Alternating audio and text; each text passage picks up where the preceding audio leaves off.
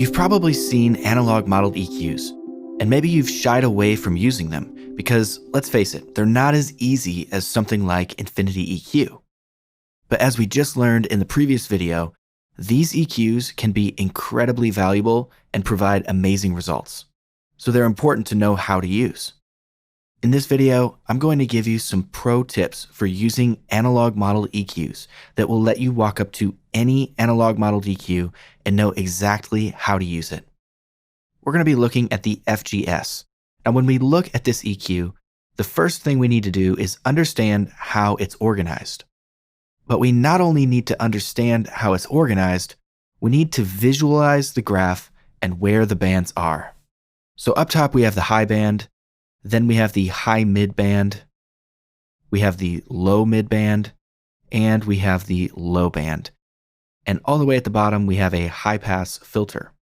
In fact, most all of the analog modeled EQs follow this formula. High bands at the top, moving down the frequency spectrum to the low bands at the bottom.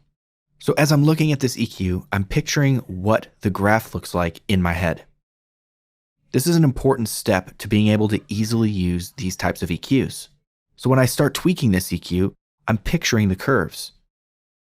I've got my high mid frequency band set to 3 kilohertz. I'm picturing what that looks like on the graph, and I'm picturing what a 7 or 8 dB boost would look like there. Or maybe the high shelf that I'm boosting. Maybe I turn the high shelf into a bell.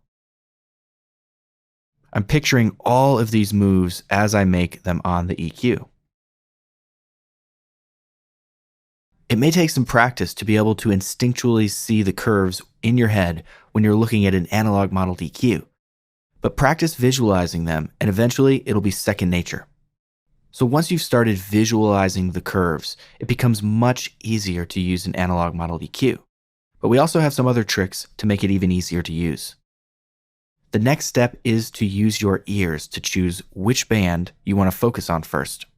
It's a really critical step to be able to understand which band you want to focus on with your ears when using an analog modeled EQ. This is where your ear training is going to come in super handy. If you've been progressing along with the crash course to ear training, you've been practicing identifying the 4 main frequency bands, which are low frequencies, low mid frequencies, high mid frequencies, and high frequencies. You can now use this skill to pick out the frequency range that you want to adjust in your signal when you're using an analog modeled EQ.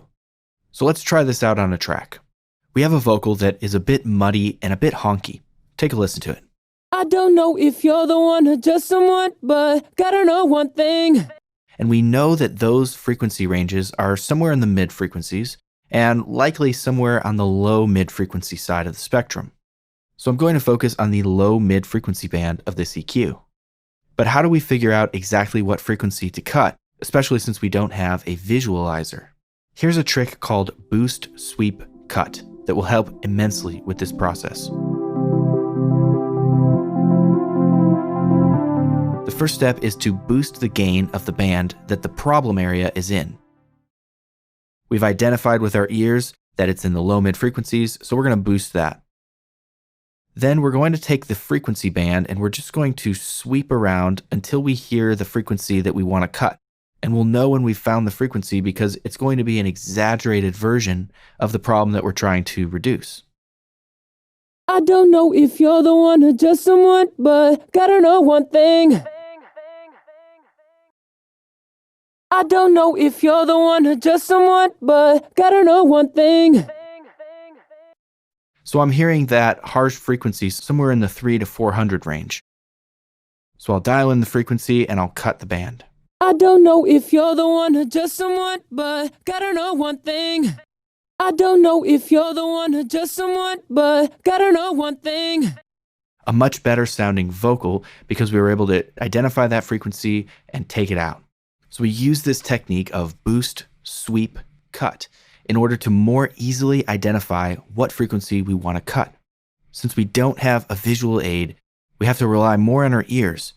Try this out when you're using an analog model EQ, and you'll find it so much easier to use.